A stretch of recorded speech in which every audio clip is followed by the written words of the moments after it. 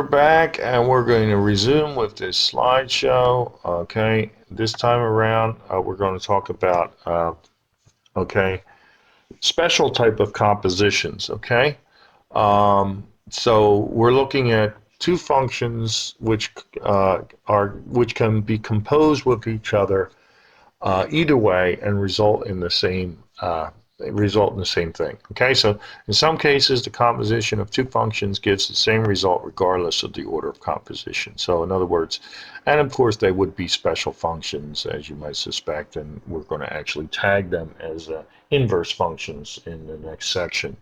But for now, let's just consider the composition f g of x, okay, which again, okay, f in blue, G in red is saying let's insert the G function for all x's over in f. So it is effectively the cube root of x cubed, which if just showing you going to the exponential form, which will end up giving us x. Okay, we're taking the composition the other way around, which is the G of f of x. Okay, which is to replace all x's in G with f, which is to replace x with x cubed.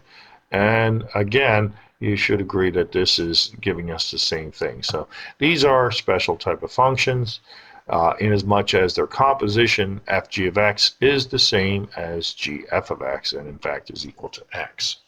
Okay, so we'll look at another special two functions whose composition either way results in the same thing. So here we go. F g of x, again, the x in over here next to 2 is going to be replaced with this whole 1/2 x minus 3. So replacing that, distributing and tying together terms, we end up getting x. Okay. Looking at the composition the other way, the f g of x, again, f g of x says 2x plus 6 is being placed over here for the x, multiplied by half, subtract 3, and again, we get x as the final result. We'll take another look at yet another composition of two special functions such that the compositions either way, okay, f g of x or g f of x results in the same. I'm going to do the one here, the f g of x, and I'll let you do the other one. Let's just see what we have to do, okay?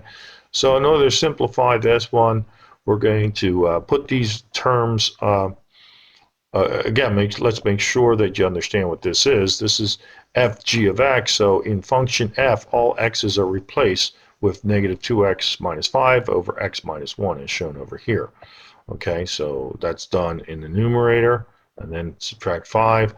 And that's done in the denominator, and then add 2. Now a little bit of algebra, putting them on a common denominator of x minus 1, implying taking the numerator of the second fraction here and adjusting it in the same downstairs. Okay, again, that's just algebra with fractions, and a lot of people do have difficulty with that, so make sure you run through and execute that for yourself to be sure. Okay, so tying together terms, up top we get negative 7x over x minus 1. Tying together terms in the denominator, we get, as shown here, negative 7 over x minus 1. This is division. This is a complex fraction, so it's the top fraction divided by the bottom, or the top fraction multiplied by the reciprocal, providing a nice cancellation resulting in x. Okay, yes, I'm going to leave it to you, and you should, and I want you to do the composition the other way, the g f of x. Okay, g f of x, and see that that also turns into x. So these particular type of functions, okay, are defined by this very nature. The two functions whose composition either way results in the same thing are going to become known as inverse functions. And like I said, we'll have something to address about those later. Now, if we could take two functions and compose them, we're going to say, let us see if we can't decompose certain functions. So I'm going to say to you, here's the directions of sort. Okay, it's kind of going the other way around. All right. So given this function f of x, which is the looks like this the top half of a circle radius 2 centered at the origin, 4 minus x squared. Find two functions, p of x and q of x, or whatever you want to call them, but just so we have reference. P of x and q of x need to be found where this function, as stated up here, is actually the composition of p, q, and x. So if I called the inner function q of x, 4 minus x squared, the outer function, the square root of x, then indeed, okay, that composition, p of q of x, would be inserting 4 minus x squared over here for the new x, okay? So that's my decomposition of functions. It's moving the other way around from one function, identifying as two new functions, such that their composition gives the original function. Now again, there could have been other breakdowns, other compositions that would result in the same thing, but this is, I think, pretty much the easiest one to look at. Let's take a look at another example.